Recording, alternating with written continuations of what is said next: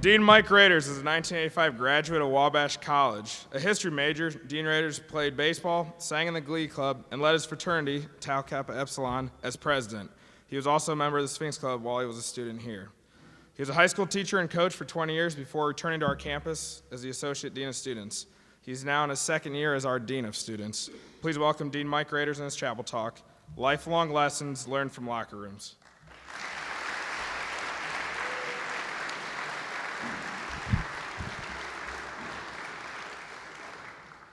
Thank you, Will, Cliff, Elliot, and all the members of the Sphinx Club for inviting me to speak today. I always consider it a privilege and an honor to address our community. Allow me to begin with some disappointing news. If you're here because you saw the title and thought that you'd come to get some towel flipping tips or lessons in personal hygiene, or for the adults, you were hoping that I would at least cover personal hygiene with our students, that's not what this talk is about. Hopefully you'll find it educational nevertheless. When Trevor, counselor of The Bachelor, asked faculty and staff to share our summer activities and readings for the Welcome Back issue, I struggled with what to say. Most of the summer was spent in Center Hall, reviewing the work of last year, preparing for this one. One might say the work was a bear, but not nearly as exciting as the real one. Mrs. White wisely fled, and President White stared down and frightened away during their summer. One of the most important and gratifying elements of my work this summer was the hiring of a new Associate Dean of Students. It was the second summer in a row that I was able to gather a group of exceptionally insightful and dedicated students, staff, and faculty in an effort to find the right person for the job. Last year, that search eventually resulted in my request of a great friend, colleague, and mentor, Dr. Rick Warner, to step into that role instead of enjoying his recently earned sabbatical. He did so and did a fantastic job in most trying of circumstances. Please join me in thanking Dean, Dr., Professor Rick Warner for his effort, dedication, and commitment to our college and her students he loves so well. He's right there.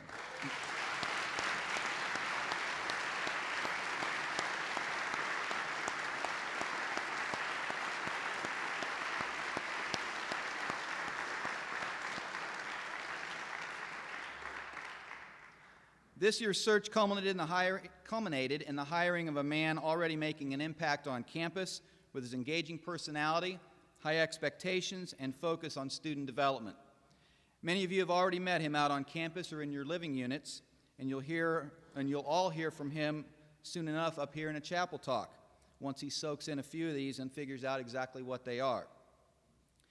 You may also hear his singing voice soon enough, perhaps 2 weeks from today. Anyway, he's not here right now, I don't believe, because he's home with his wife who is sick and caring for his 2 young children. But please welcome to our college the new Associate Dean of Students, Will Aprisco.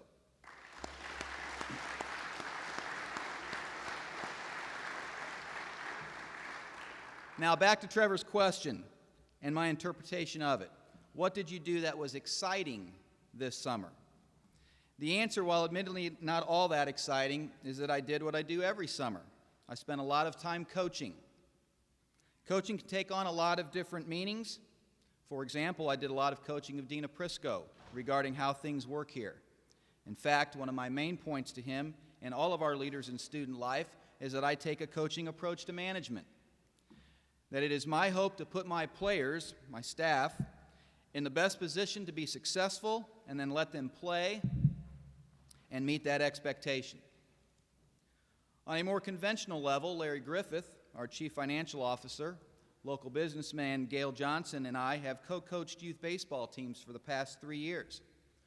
We operate on a premise of 3 simple goals that carry over to my approach with you. 1, we want our guys to have fun and enjoy their experience. 2, we want them to get better in all elements of that experience every day. And 3, we want them to come back for the next practice or the next game, the next season, or simply to visit once they've graduated from playing in our league. And this approach, combined with some talented kids, has been quite successful, if I do say so myself. In fact, if not for a blundered relief pitching decision by me this summer, we could have won our third consecutive league tournament championship. I suppose my ability to snatch defeat from the jaws of victory was the baseball god's way of getting back at me for the multiple expletives, shoes, rotten tomatoes, etc. that I've thrown at my television during this most frustrating summer of Chicago Cubs baseball. Lou Piniella, Larry Rothschild, Alfonso Soriano, Milton Bradley, Kevin Gregg, and the rest of the frustrating Northsiders combined to ruin July and August for me. September's not been any better. How they can be so bad and so fundamentally unsound, how they can play with such little effort and enthusiasm, how they can think I can wait for the 102nd straight year for a World Series championship, how they can think that trading Mark DeRosa and replacing him with the likes of Aaron Miles, a former... Back to the speech. Sorry. I digress. Anyway, how they can think that was a great idea, I'll never know. But as Will said, back to my talk.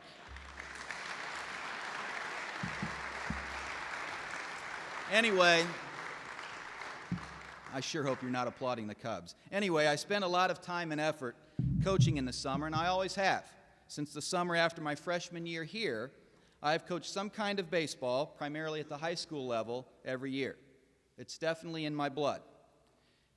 In another coaching-related venture this summer, I joined with the talented, fearsome foursome of Jerry Bowie, Brock Graham, Charles Goodman, and Andre Adeyemi, plus a wide variety of staff and coaches to host the first Step Up Project Coach Camp at the college. This program, sponsored by the Salisbury Foundation, brought inner-city teens to campus, and we worked with other adult learners and leaders to train them how to run organized drills and practices for youth. We then took them to the local Boys and Girls Club for hands-on experience and eventually sent them back to their homes prepared to fill the increasing void of youth coaches and thus youth sports programs in their area. It was a neat experience for all of us, and the Wabash folks affiliated in any way with that program went above and beyond our guests' and sponsors' expectations. You who helped did a terrific job presenting what our college is all about to the young men and their adult staff, and I thank you once again. One of the high points of that week came when we discussed the significance of the term coach, the respect that that term most often garners, the expectations placed on those who carry it, and the impact on others coaches most often have. The young men, having had a chance to meet with such leaders here like coaches Rayburn, Gilbert, Morgan, and Johnson, had a very clear picture by week's end of what outstanding coaching is and how important it can be in the development of young people. At about the same time we were welcoming the campers to campus, my father lent me a book that I bet none of you has read.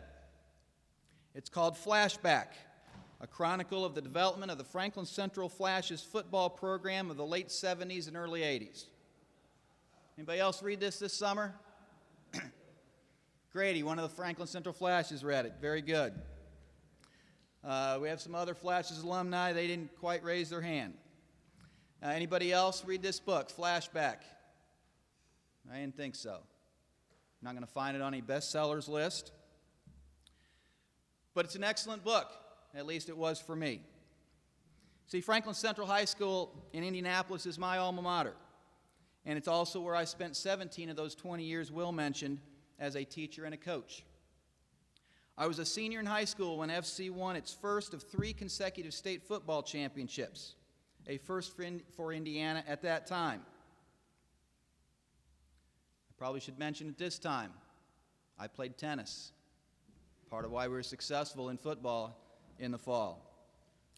As I read the book in the words of Indiana Football Hall of Fame coach Chuck Stevens, I honestly sat down immediately and began to write this chapel talk. Now, before I share with you his philosophy and its impact on me, plus those of others who have shaped my approach to life in and out of the dean's office, I want to encourage you to listen for the subtle, interesting fact about these coaches in my life, and especially how I've come to learn the lifelong lessons from their locker rooms. It's something akin to, but not nearly as significant nor moving, as the head fake that Randy Pausch provided in his inspirational The Last Lecture, but try to figure it out nevertheless. I was first introduced to the motivational efforts and personal philosophy of Coach Chuck Stevens as a sophomore student in his first period advanced physical conditioning class. This class was offered the last period of the day to what I saw as the real athletes, the football players, basketball players, and varsity baseball players. And first period was for wannabe athletes like me. Anyway, I started noticing postings in the locker room on mornings before football Friday night games that said things like, go as hard as you can, give all you have to give. True believers prove so with their attitude and effort. And every flash's two favorites, what you give is yours, what you don't is lost forever. And we can't fail if we give all we have to give and don't care who gets the credit for our success. As I mentioned, these motivating words would eventually contribute to 3 state championships, beginning with my senior year. But this was my sophomore year, and the coach, in only his 4th year as head coach at Franklin Central, was still struggling with buy-in from his players. He knew what he was trying to accomplish, to try to raise the expectations and performance of his men. But he hadn't yet quite gotten the senior leadership he needed to make that happen.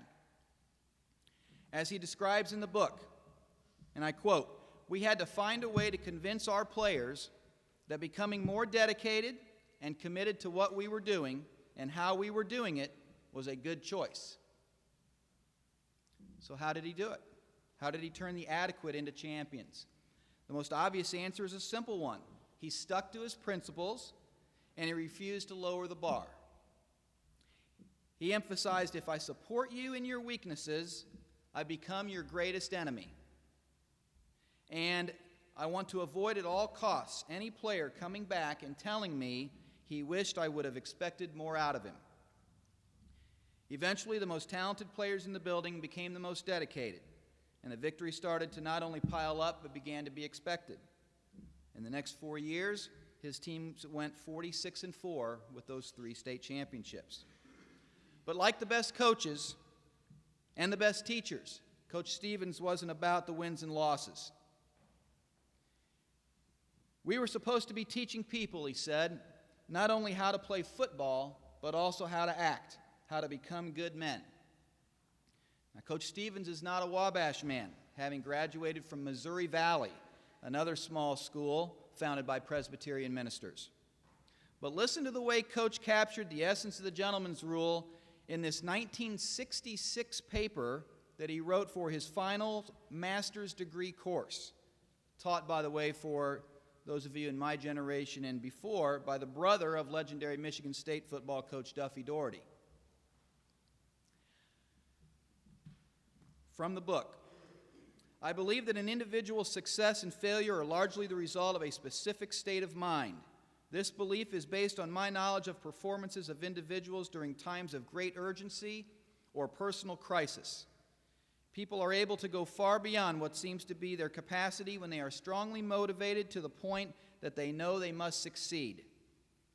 I've tried to operate on the theory that if a young man can control his state of mind and develop the ability to think positively, then he can accomplish much more than his physical ability would seem to permit.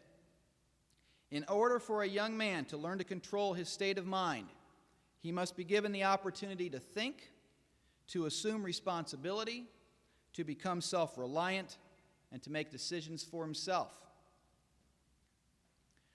The success of this philosophy depends upon each young man understanding what I'm trying to accomplish. What is it I'm trying to accomplish?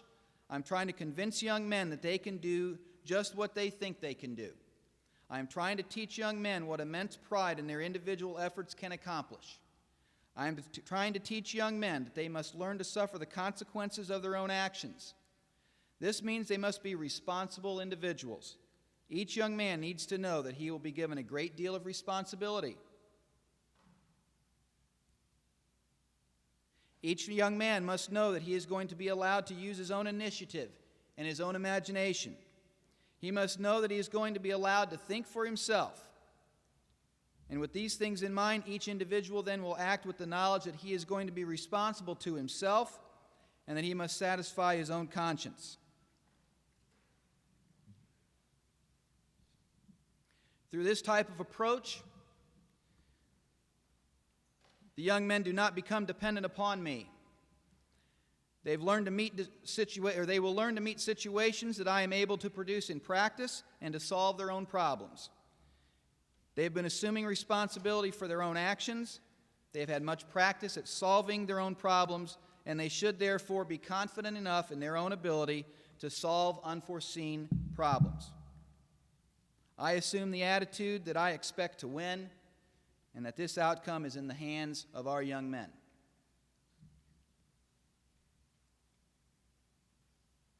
Any question that this man may have influenced me in my approach to the gentleman's rule? Other coaches who have clearly influenced me carried that same approach into their work. 3 such leaders do have Wabash connections.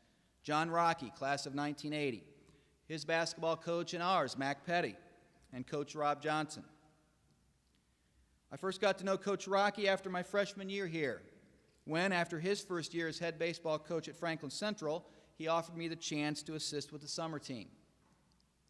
He was the one who showed me it was okay to be in a position of authority and, as we emphasize in the dean's office, ask Sherry any day, that we can still be officially in favor of fun. A disciple of Coach Stevens' attitude and effort philosophy, Coach Rocky emphasized giving one's best at all times. I was privileged to be his assistant coach for several years, highlighted by our run to the state baseball Final Four in 1992. We were matched in the afternoon semifinal game against Evansville Memorial, the number 1 team in the state, number 7 team in the nation. We had never won a sectional game. I was a nervous wreck all the way to the stadium until we got off the bus. Coach Rocky put on his trademark Flashes blue sunglasses. As he did for every other game, turned back to us, said, "Let's go," and proceeded to lead us into the ballpark. Our leadoff man started the game with a single. He was something like 29 for 29 in stolen bases that year. But our scouting report indicated that the left-handed starting pitcher for Memorial had the best pickoff move around, and their catcher had thrown out something like 75% of those who had tried to steal against him. Before even taking a sign from the catcher, the pitcher made a quick move over to first base. It was my responsibility to get the runner back, and I did. As our runner then looked to Coach for the sign across third base, I tried to get Coach's attention myself and was giving him the wipe-off sign. No go. We do not want to go. Please do not send him. This is a bad move. Do not do it.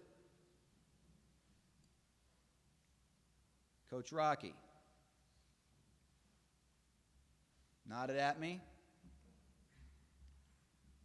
smiled, and gave an emphatic point to the forearm, which was a steal sign. I rolled my eyes, stepped a couple steps back. Runner took off on the pitcher's first move. Successfully stole second, scored on a single, and we took a lead we never relinquished, advancing then to the state championship game. I learned 2 valuable lessons from Coach Rocky through that episode that I've kept with me my entire life. 1, always seek to have fun, even in the most stressful of situations. And 2,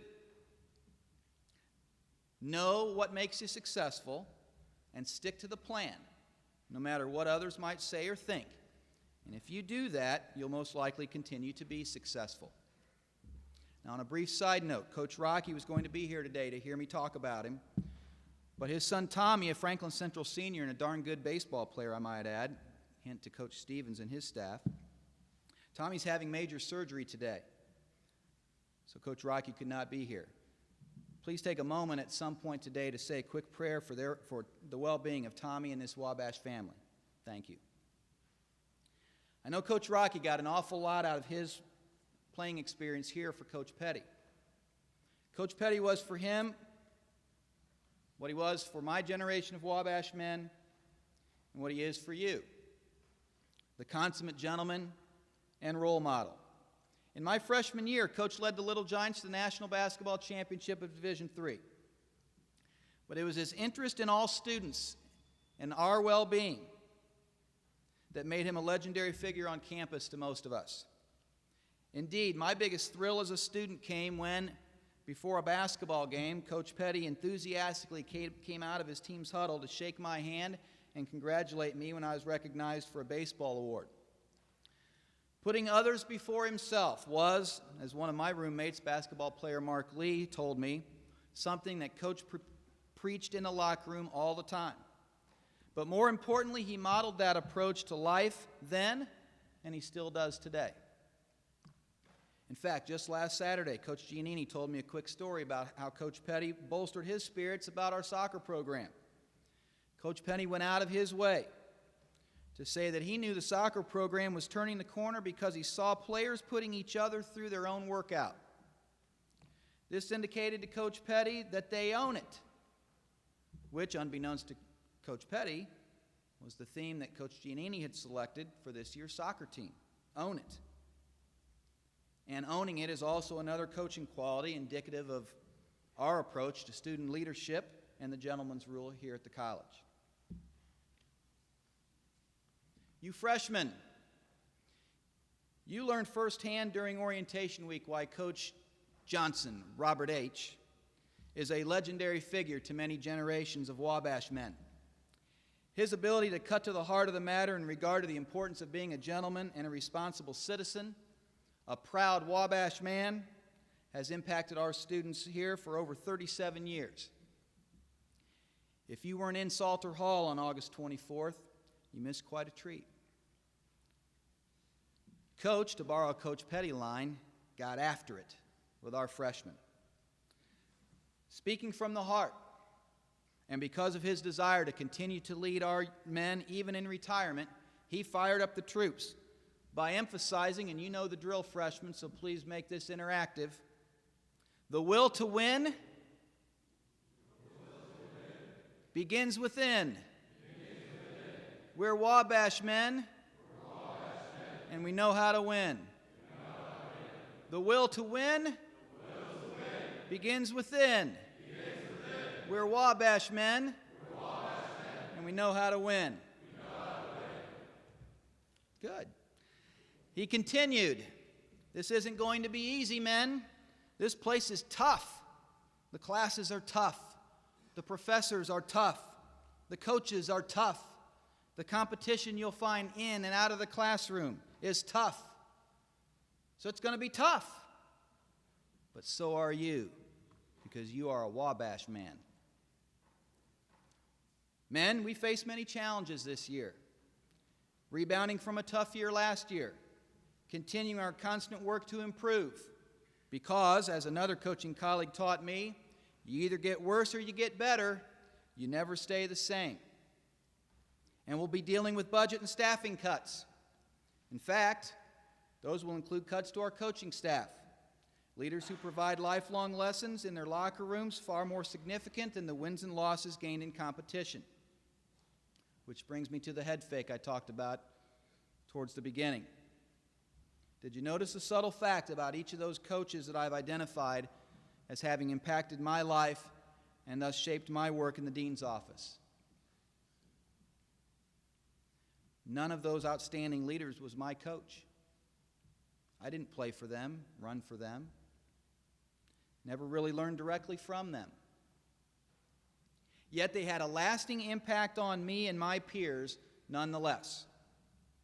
That, I hope, is a powerful message for all of us, that we are all leaders and impact men and women with those with whom we do and do not work. Coaches, you impact both the men on your team and those who are not. Faculty, you impact both the students in your classes and those who are not. Staff, you impact both those with whom you work and those with whom you do not. Students, as President White told each of you when you were rung in, you are some of your most significant teachers, whether you know each other or not.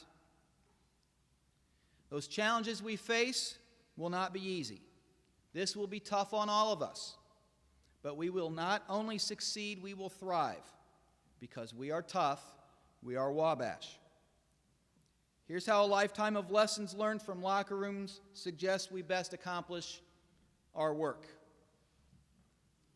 We will expect more of each other and embrace our loftier expectations. We will give all we have to give and not care who gets the credit for our success. We will have fun, we will get better every day, and we'll want to come back. We will embrace our challenges with a positive attitude and a great effort. We will get after it. We will determine our plan, we'll make it clear, we'll ask for buy-in, and we'll stick to it with confidence.